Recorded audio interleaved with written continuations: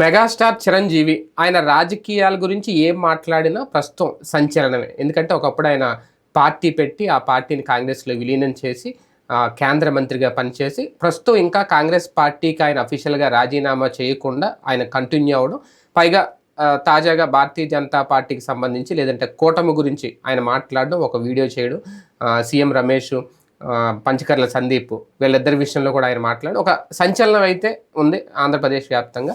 ఆయన మళ్ళీ రాజకీయాల్లోకి వచ్చేసినట్టేనా అని కొంతమంది, కూటమికి ఆయన వెనకుండి సపోర్ట్ చేస్తున్నారని కొంతమంది, పవన్ కళ్యాణ్ వల్లే ఆయన మళ్ళీ రాజకీయాల్లోకి వచ్చి ఈ తరహా ప్రచారాలు చేస్తున్నారు అనేది, ఇది ఎవరికి ఎసెట్ అవుతుంది? పవన్ కోసం చేస్తున్నారా, బీజేపీ కోసం చేస్తున్నారా, మోడీ కోసం చేస్తున్నారా అనే అనుమానాలు కూడా ఉన్నాయి. అసలు ఏం జరగబోతోంది? నిన్న మొన్నటి వరకు అసలు రాజకీయాల్లో లేను, రాజకీయాల్లోకి రాను అన్న చిరంజీవి ఏం సంకేతం ఇస్తున్నారు ప్రజలకి? ఈ అంశం మీద చర్చించే ప్రయత్నం చేద్దాం. సార్, మెగాస్టార్ చిరంజీవి గారి గురించి మనం గతంలో చాలాసార్లు మాట్లాడుకున్నాం. ఒకప్పుడైతే ఇంకా అంతలేదు ఇంచలేదు, పిలిచి ఆయనకి రాజ్యసభ ఇచ్చేస్తున్నారు నరేంద్ర మోడీ అనే ప్రచారాలు కూడా జరిగినాయి. మొన్న అంటే ఇప్పుడు మళ్ళీ ఇది రావడానికి అల్లూరి సీతారామరాజు విగ్రహానికి సంబంధించి భీమవరంలో భారతీయ జనతా పార్టీ ఒక సభ పెట్టినప్పుడు దానికి ఆయన పిలిపించుకొని మోడీ గారిని కలవడం, ఇది చూసిన తర్వాత బీజేపీకి ఏమన్నా ఆయన దగ్గర అవుతున్నారా అని ఒక డౌట్ రేజ్ అయింది. తాజాగా ఆయన మళ్ళీ ఈ పంచకర్ల సందీప్ లేదంటే సీఎం రమేష్ గురించి సీఎం రమేష్ గురించి మాట్లాడినప్పుడు మళ్ళీ అది నిజమవుతుందా అనేది ఎలా చూడాలి? అసలు ఆయనలోని మంచితనం తెచ్చే శాపం అంతకు మించేం లేదు. మొహమాటస్తుడు, మంచితనం. ఆయన రాజకీయాల్లో దెబ్బతీసింది అదే కారణం, ఇప్పుడు దెబ్బతింటోంది అదే కారణం, అంతకు మించేం లేదు. ఇప్పుడు ప్రచారానికి కూడా అదే కారణం. సీఎం రమేష్ ఏంటంటే ఒక వివేకానంద రెడ్డి మర్డర్ కేసులో సునీల్ యాదవ్ లాంటాడు, ఎదుటి వాళ్ళని కన్విన్స్ చేసేయగలడు మాటలు. వివేకానంద రెడ్డి అనేటువంటి మనిషిని నీకు అక్కడ 100 కోట్లు వచ్చేస్తాయి సెటిల్మెంట్తో, ఇక్కడ 1000 కోట్లు, అంత మర్డర్లు చేయగలిగిన సిద్ధహస్తుడైనటువంటి సెటిల్మెంట్ కింగ్కే మోసం చేసి వాడుకోగలిగాడు అతను సునీల్ యాదవ్. అంత ముదురు, అంటే మాటకారి. సీఎం రమేష్ అంతే మాటకారి. ఎట్లాగా అంటే ఏ భారతీయ జనతా పార్టీ నేతృత్వం ప్రభుత్వం ఉన్నప్పుడు ఇన్కమ్ ట్యాక్స్ రైడ్స్ తన ఇంటి మీద జరిగినాయో అదే రైడ్స్ మీద తీవ్ర ఆగ్రహం వ్యక్తం చేస్తూ రెండురా చూసుకుందాం అని వార్నింగ్ ఇచ్చినటువంటి సీఎం రమేష్ చివరికి అదే పార్టీలో చేరాడు. చేరి ఏ వ్యవస్థ అయితే ఇన్కమ్ ట్యాక్స్ నుంచి అన్ని వ్యవస్థలకి కింగ్ లాంటి వ్యవస్థ ఉంటుందో అదే వ్యవస్థలో కీలకమైనటువంటి కేంద్ర హోంశాఖ మంత్రి, ఎవరిని నమ్మని అమిత్ షాని నమ్మించగలిగాడు, అంతటి గనుడు. అట్లాంటి మనిషికి చిరంజీవి ఎంత కన్విన్స్ చేయగలడు? సింపుల్ గా చెప్తాడు. ఏమంటే ఇప్పుడు మన ఇంటర్వ్యూలో కూడా మాట్లాడారు కదా, వివరంగా చెప్తాడు. మీకు ఎట్లయితే ప్రయోజనం ఉంటుంది, ఎట్లయితే నష్టం ఉంటుంది, ఎందుకు వచ్చింది కొంచెం సెట్ చేయొచ్చు కదా అని. ఆ టైప్లో చిరంజీవితో చెప్పుకుంటాడు. మీకు ఇప్పుడు ఓట్లు వైసీపీకి మీరు వేయమని అడగలేరు కదా, మీ సోదరుడు ఇక్కడ మాతో ఉన్నాడు కదా, మా ఇద్దరి విషయంలో ముక్క చెప్పండి, మీరంటే అభిమానం మాకు అని చెప్పుకుంటారు. ఈయన సరే పోయేదేముంది మనకి. అందులో ఇంకోటి ఏంటంటే పంచకర్ల రమేష్ వచ్చాడు జనసేన తరపున కదా చేస్తుంది, జనసేన కూటమి అభ్యర్థి కదా సీఎం రమేష్. అందుకని ఇద్దరు కలిసాక నేను అనుకోవడం పంచకర్ల రమేష్ పట్టుకెళ్ళి ఉంటాడు సీఎం రమేష్ని. పంచకర్ల రమేష్ కొంచెం యాక్సెస్ ఉంది, ఆ యాక్సెస్ తో తీసుకెళ్ళి ఉంటాడు. ఆయన మొహమాట పెట్టి ఆ ముక్క స్టేట్మెంట్ తీసినట్టున్నారు. అది అంటే ఓడండి మీరిద్దరు ఓడిపోండి అని ఆశీర్వదించలేడు కదా, మీ బ్లెస్సింగ్స్ కావాలని ఇల్లు ఉంటారు. కూటమి గురించి కూడా చిరంజీవి గారు చేసిన వ్యాఖ్యలు అంటే ఇలాంటి కూటమి అవసరం, కూటమి పెట్టుకోవడం కరెక్ట్, ఇన్ని పార్టీలు కలవడం. ఒకప్పుడు అంటే కంప్లీట్గా జగన్మోహన్ రెడ్డి గారు సపోర్ట్ చేశారని అంటారు, కానీ ఈ పథకాలను ఒప్పుకున్నారు, సంక్షేమం మంచిది అవసరం రాష్ట్రానికి అని అన్నారు ఒకప్పుడు. అంటే ఆ సిచ్యువేషన్ వేరు, ఇది వేరని అనుకోవాలా? కూటమి కట్టిన తర్వాత పవన్ కళ్యాణ్ వల్ల చిరంజీవి గారి మనసు అన్న మారిందా? రాజకీయాలు అనేటువంటి దాంట్లో ఏలు పెట్టకూడదని ఆయన నిర్ణయం తీసుకున్నారు. కానీ పవన్ కళ్యాణ్ ఫ్యాన్స్ ఇంపాక్ట్ చిరంజీవిని మార్చాల్సి వచ్చింది. ఎందుకంటే చిరంజీవి సినిమాలు అంటే ఒకప్పుడు అది సూపర్ హిట్ సినిమాలు. సినిమా హీరోలు ఎప్పుడూ కూడా కాంట్రవర్షియల్ కామెంట్స్ ఎందుకు చెయ్యరు అంటే, కాంట్రవర్షియల్ కామెంట్స్ చేసేటప్పుడు ఇబ్బంది పడతారు. ఎస్పెషల్లీ ఏదన్నా వచ్చిందంటే, అంటే ఫ్యాన్స్ నీకు అభిమానులు రాకపోయినా పర్లేదు, దురభిమానులు ఉండకూడదు, అంటే నెగిటివ్ బ్యాచ్ పెరగకూడదు. అది జరిగిందంటే ప్రమాదం ఎవరికైనా సరే. అందుకని ఎవరు కూడా నెగిటివిటీని యాక్సెప్ట్ చేయరు. ఇప్పుడు ఫర్ ఎగ్జాంపుల్ ఒక కాంట్రవర్షియల్, ఇప్పుడు ప్రకాష్ రాజ్ ఉన్నాడు, అతను యాక్టరు, తన వరకు కాంట్రవర్సీ వచ్చిన తర్వాత ఒక సెక్షన్ ఆఫ్ పీపుల్ అతను ఉంటే చూడట్లేదు సినిమాలు.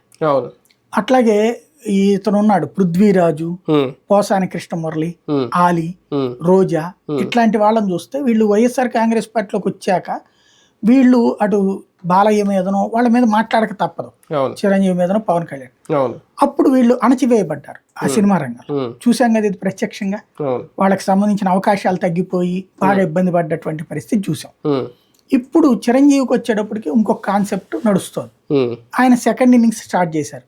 ఎందుకు, ఒకప్పుడు ఒక వెలుగు వెలిగిన వాడు ఆ తర్వాత ఇటు వచ్చాడు ఉమ్, రాజకీయాల వైపు. ఈ రాజకీయాల్లో మనం పొసగలేమనుకున్నాక ఆ గంటా శ్రీనివాసరావు పుణ్యమా, ఆ రామచంద్ర పుణ్యమా అని చెప్పి పార్టీని అటు రాసి ఇచ్చేశాడు. ఉమ్, ఇచ్చేసేసి కాంగ్రెస్కి ఇచ్చేసి అది తీసుకున్నాడు.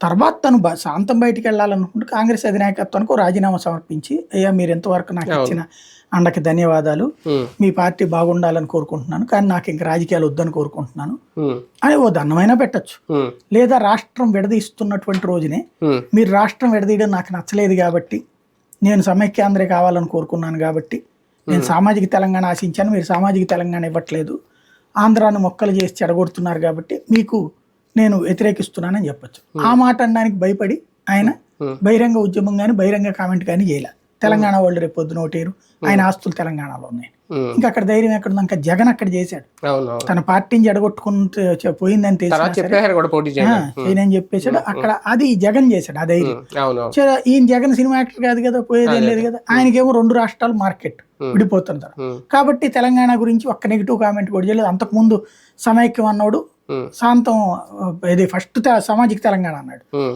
ఆ తర్వాత సమైక్యం అని. ఎప్పుడైతే మీ ఆస్తులను ఎక్కడ ఉన్నాయి, ఎందుకంటే ఎట్టగా రాష్ట్రం విడిపోతుందని కాంగ్రెస్ చెప్పగానే ఉమ్, సైలెంట్ అయిపోయాడు ఆయన. ఉమ్, ఆ తర్వాత పోయిన అక్కడతో ఆగున్నా బాగుండు, ఉమ్, రాజీనామా చేసేసి సైలెంట్ గా అవును అవును నాకు ఎంతకాలం ఆంధ్రలో, ఇక ఆంధ్ర పరిస్థితిలో కాంగ్రెస్ పార్టీ పరిస్థితి బాగాలేదు కాబట్టి నేను రాజీనామా చేస్తున్నాను, లేదా ఉమ్, నేను ఇంకా నా అభిమానులు సినిమానే కోరుకుంటున్నారు ఉమ్. అంటే అసలు రాజకీయంగా కూడా సంబంధం ఉండదు ఇక. మొన్న ఒక సినిమా ఫంక్షన్ లో మాట్లాడారు మహేష్ చంద్ర, మీరు చూసి ఉంటారు, నాకు రాజకీయాలు సెట్ అవ్వలేదు అందుకే నేను విలీనం చేసేసాను పార్టీని అనేది. అంటే రాజకీయాల గురించి అలా అనుకున్నప్పుడు ఆయన రాజీనామా చేయడానికి ప్రాబ్లం ఏంటి? నేను చెప్తోంది అదే, ప్రతి సినిమా ఫంక్షన్ లో ఆ మాట మాట్లాడతాడు ఆయన, ఉమ్, కానీ చెయ్యడు. ఉమ్, ఏంటంటే నేను యాక్టివ్గా లేను కదా అంటాడు. ఉమ్, రుద్రరాజు పద్మరాజు లాంటి వాళ్ళు ఏమంటారు, ఉమ్. ఆయన మా పార్టీ క్రియాశీల సభ్యుడే, ఇంకా ఎవరు తీసేయలేదని చెప్తారు. అంతే కదా. కాంగ్రెస్ పార్టీ సస్పెండ్ కూడా చేయదు కదా, కాంగ్రెస్ ఏం అనలేదు కదా, ఉమ్, ఉమ్, లేదు కదా. ఉమ్, అది ఒక ఆస్పెక్ట్. Hmm. రెండోది ఏంటంటే ఆయన ఏంటి, కాంగ్రెస్కి రాజీనామా చేస్తే కాంగ్రెస్ అధినాయకత్వం దృష్టిలో ఉంటది కదా తంది, రేపు పొద్దున ఎప్పుడన్నా పొరపాటున అధికారంలోకి వస్తే మళ్ళీ ఏ రైడ్ లో చేస్తారేమో, అదే ఎందుకు వచ్చిన గొడవ, కానీ నేను దూరంగా ఉన్నాను, మళ్ళీ పార్టీ నాయకులతో క్లోజ్ గానే ఉంటారు. ఉమ్, ఇప్పుడు ఏమైపోతుందంటే తన సినిమాలకు సంబంధించి పవన్ ఫ్యాన్స్ దెబ్బ బాగా తగిలింది. ఉమ్, ఫస్ట్ ఖైదీ 150 సినిమాకి సంబంధించినంత వరకు మెగా ఫ్యాన్స్ అంతా చూశారు. ఉమ్, మెగా ఫ్యాన్ ని ఇప్పుడు ఓ రకంగా చిరంజీవి దగ్గర నుంచి పవన్ కళ్యాణ్ గ్రాప్ చేశారు. ఉమ్, ఆ గ్రాప్ చేయడం వల్ల ఏమైపోయిందంటే ఇప్పుడు మెగా ఫ్యాన్స్ ఖచ్చితంగా నువ్వు చిరంజీవి నీ తమ్ముడు కాబట్టి నువ్వు మద్దతు ఇవ్వాల్సిందే. అవును ఇప్పుడు ఎలా అల్లు అర్జున్ ని దూరం చేసుకున్నారు వాళ్ళు, ఇంకెవరినైనా సరే ఉమ్, పవన్ దేవుడు, మిగతా వాళ్ళందరూ ఎదవలు అనేటటువంటి రూట్ లో ఉన్నారు. ఉమ్,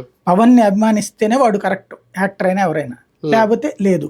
ఉమ్, అంతే. ఇట్లా ఇప్పుడు బాబులకి బాబు అంటే మన బాబు అంటే మన నాన్న, నాన్నకి నాన్న పవన్ కళ్యాణ్ అంటే ఏమన్నా అర్థం ఉంది? ఆ భాషకి ఏమన్నా అర్థం ఉంది? బాబులు బాబు అంటే తాత అవుతాడు. అదే ఉమ్, బాబులకి బాబు కళ్యాణ్ బాబు లాంటి ఇది ఆ స్లోగన్ కి అర్థమన్నా తెలియాలి అదే కదా. తోపులకే తోపు అదేదో అన్నట్టు అదేలేండి అదేదో వాళ్ళు. అంటే నేను అంటున్నది అలాంటి మెంటాలిటీ ఉండేటువంటి వాళ్ళకి ఉమ్, ఏం మాట్లాడతారు?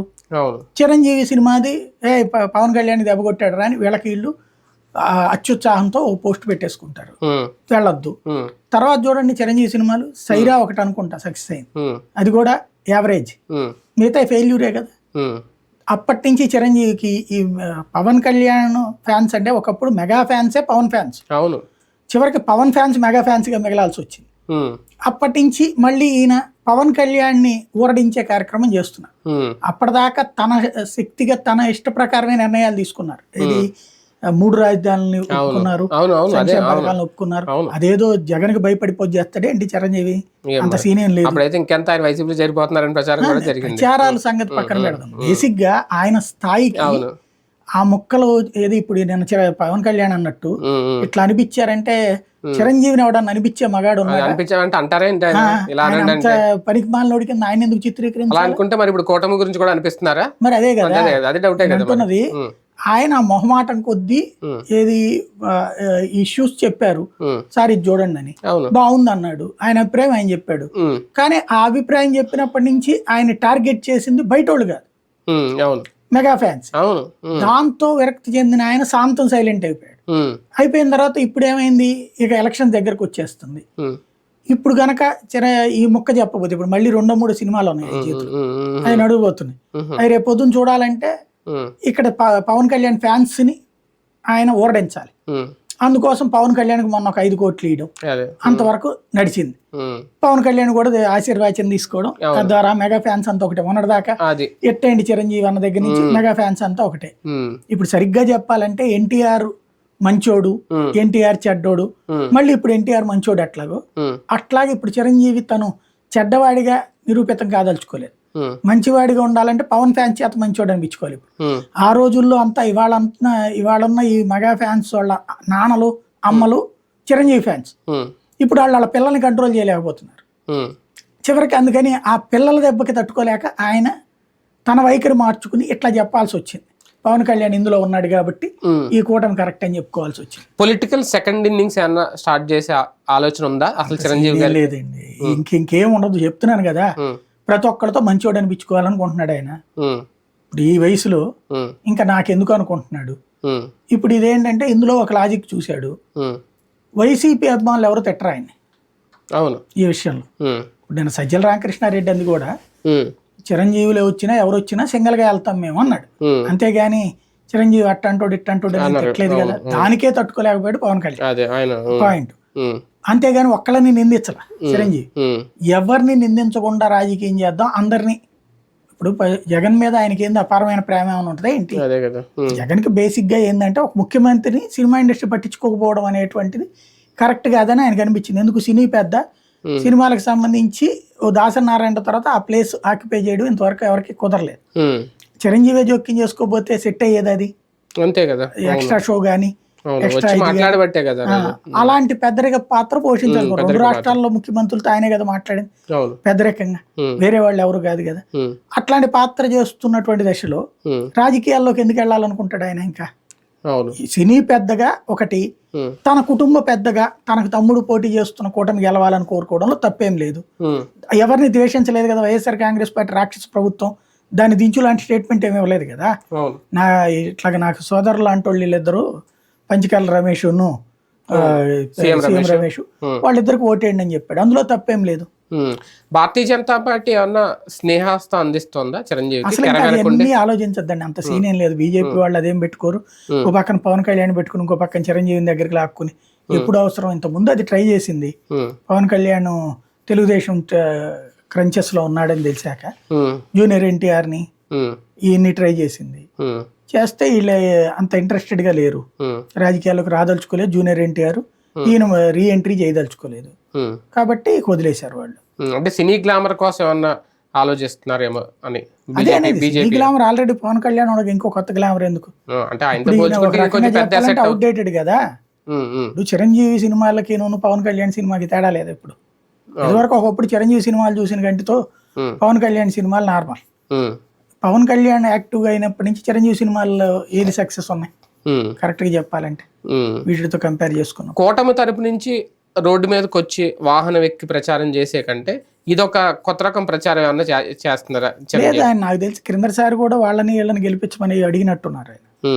ఎవరన్నా ఆయన అంటే ఆయన ఇష్టపడే వాళ్ళు ఎవరన్నా పోటీ చేస్తుంటే ఆయన చెప్తుంటారు. ఇప్పుడు మహేష్ బాబు గల్లా జయదేవ్ క్రిందసారి ట్వీట్ చేశాడండి. అవునవును, అంటే వాళ్ళకి రిలేషన్ ఉంది కాబట్టి. వీళ్ళు కూడా రిలేషనే కదా మరి. ఎవరు సీఎం రమేష్ రిలేషన్? ఇతను పవన్ కళ్యాణ్ రిలేషన్ కాబట్టి ఆ రూట్ లోంచి పవన్ కళ్యాణ్ మనిషి కాబట్టి వీళ్ళు. ఇతను కూడా పవన్ కళ్యాణ్ అసలు పొత్తులో కుదిర్చింది అతనే కదా, సీఎం రమేషే కదా. అందుకోసం ఆ రూట్ లో ఇండైరెక్ట్ సపోర్ట్ వస్తుందని అనుకోవచ్చు. ఈ ఓవరాల్ ఎపిసోడ్ వాళ్ళిద్దరు వరకే చెప్పాడు కదా, మోడీని గెలిపించండి అని ఇంకా చెప్పలేదు కదా. కూటమికి టీడీపీ జనసేన బీజేపీ కూటమికి మెగాస్టార్ చిరంజీవి చిరంజీవి ఆశీస్సులు ఉన్నట్టే కదా. ఇప్పుడు పవన్ కళ్యాణ్కి ఆశీస్సులు ఉన్నాయంటే కూటమికి ఆశీస్సులు ఉన్నట్టే కదా. కాకపోతే ఆయన ఆశిస్తున్నాడే ఆశీర్వదిస్తున్నాడు అని వైసీపీ వాడు వచ్చి ఓటేయడు కదా.